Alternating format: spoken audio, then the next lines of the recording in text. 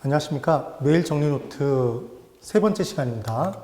자, 이제 첫 번째 문제 1번. 진위계수는 0부터 2 사이의 값을 가지며 2가 되면 완전 평등이 된다 이렇게 되어 있습니다.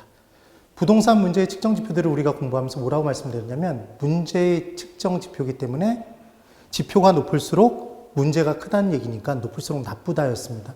근데 로렌츠 곡선의 면적이 전체 삼각형에서 차지하는 부분이 진위계수였던 거 기억나십니까? 그래서 진위계수는 0부터 2 사이의 값이 아니라 진위계수는 0부터 1 사이의 값을 갖는다라고 우리 외웠었습니다. 그때 1이 되면 진위계수가 0부터 1 사이의 값을 가지며 이때 문제의 측정 지표이므로 높을수록 나쁘다라는 걸 꼭 기억해 주시고 1이 되면 가장 나쁜 거니까 완전 불평등이 됩니다. 얘는 둘 다 틀린 겁니다. 그럼 0부터 2 사이의 값이 하나 있었는데 이게 바로 뭐였냐면 10분위 분배율이었지 않습니까? 10분위 분배율. 그래서 10분위 분배율은 저소득층에게 분배된 비율이기 때문에 걔가 높아지면 높아질수록 평등함의 정도가 높은 거였다. 그때 최하위 40%의 소득을 최상위 20%로 나눴기 때문에 그때 소득이 똑같다면 40을 20으로 나눈 값이기 때문에 0부터 2 사이의 값이 나오더라. 그래서 2면 완전 평등이었습니다. 그래서 이 문제는 이 진위계수를 10분위 분배율을 바꿔버리면 맞는 문장이 돼버릴 수도 있습니다. 그 다음 문제 2번. 지역지구제의 목적은 부의 외부 효과를 제거하는 데 있으며 여기까지는 맞습니다.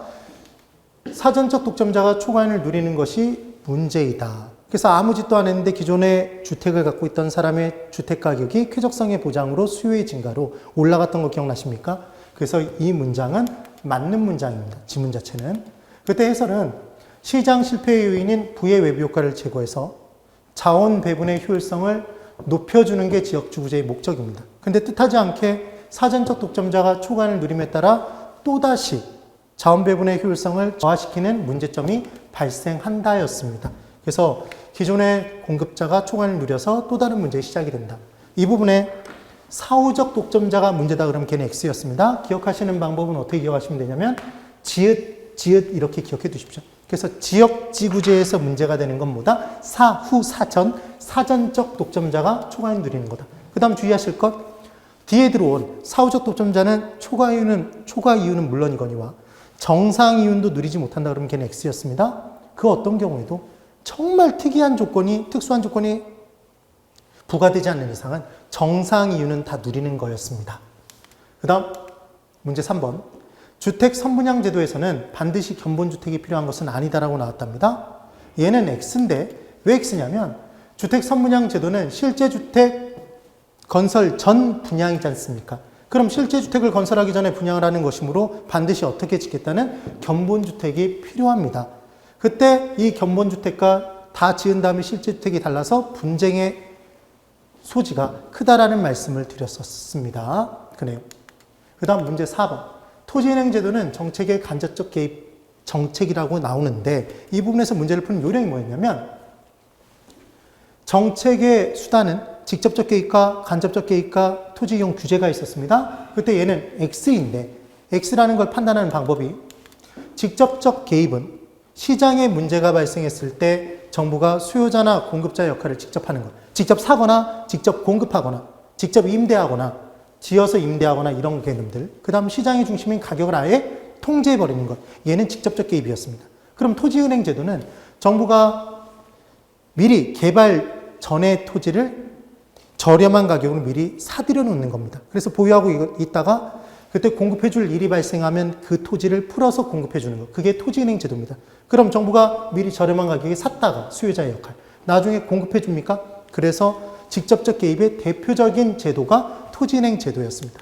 이번엔 간접적 개입은 시장 내 수요자와 공급자가 역할을 제대로 담당하지 못해서 문제가 발생했으니까 그 역할을 제대로 담당하지 못하는 수요자나 공급자에게 돈이나 정보를 대줘서 시장 실패를 수정하고자 하는 것. 얘를 간접적 개입이라고 합니다. 그래서 보조금 돈입니다. 세금 돈입니다. 돈이 나오면 걔는 다 간접적 개입 수단이구나 기억해 두십시오. 정보를 대주는 것도. 그 다음 토지 이용 규제는 각종 규제가 됩니다.